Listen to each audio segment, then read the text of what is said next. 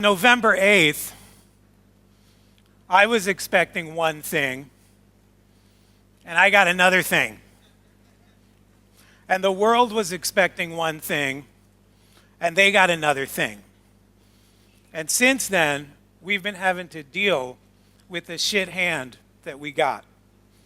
So today, we're going to learn how to fight fascism. They're actually just snippets of what we have. It's, I think, about 15 frames each.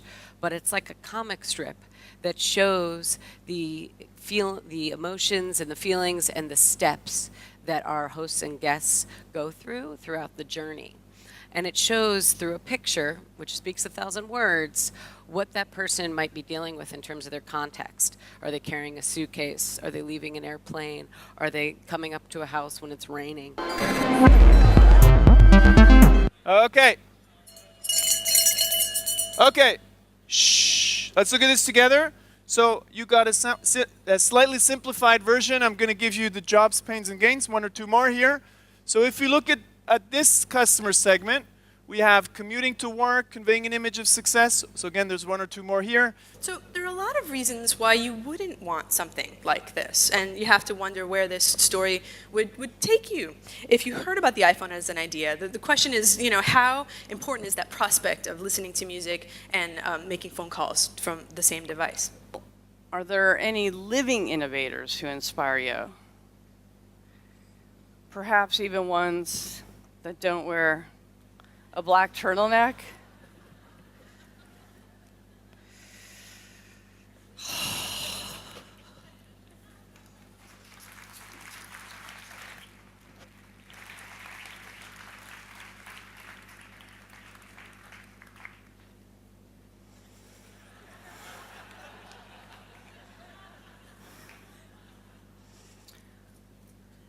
I love Elon Musk.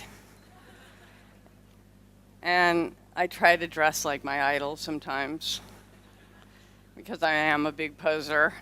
Going into an organization that already had a design system in place, I would be looking for opportunities to optimize that design system. So looking at, do we actually have a single source of truth?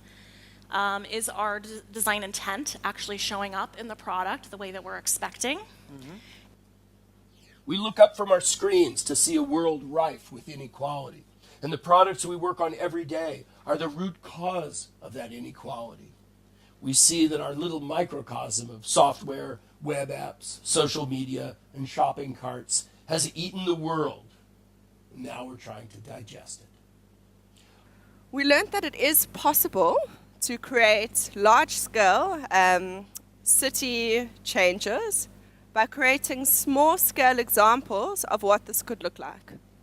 Sometimes people just need to have a lived experience of something in order to really buy into this concept. When we are surprised, engaged, and our senses are activated, we're really able to be in the moment. And why is it important to be in the moment? Because when we're in the moment, we can connect to ourselves and each other, we can connect to our environment, and we can really connect to what it's all about.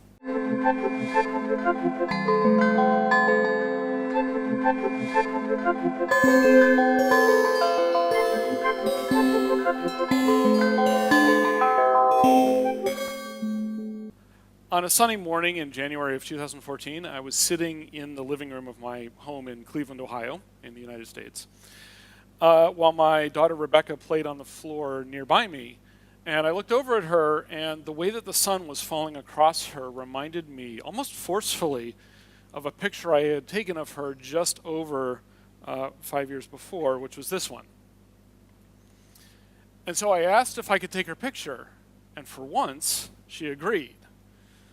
Rather than try to give me some affectionate grief, was a thing she likes to do, or throw up her hand to block the shot, she just let me take pictures of her, of which this was one.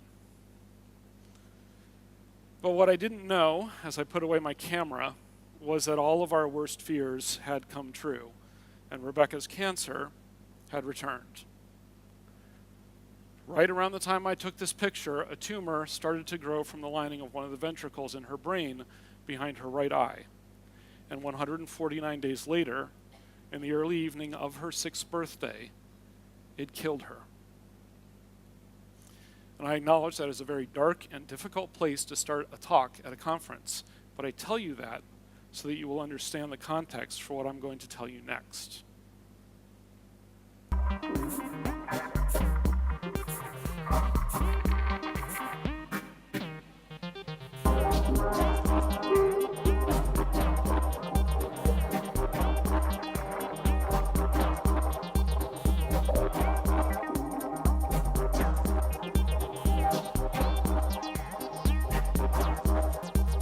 Thank you so much.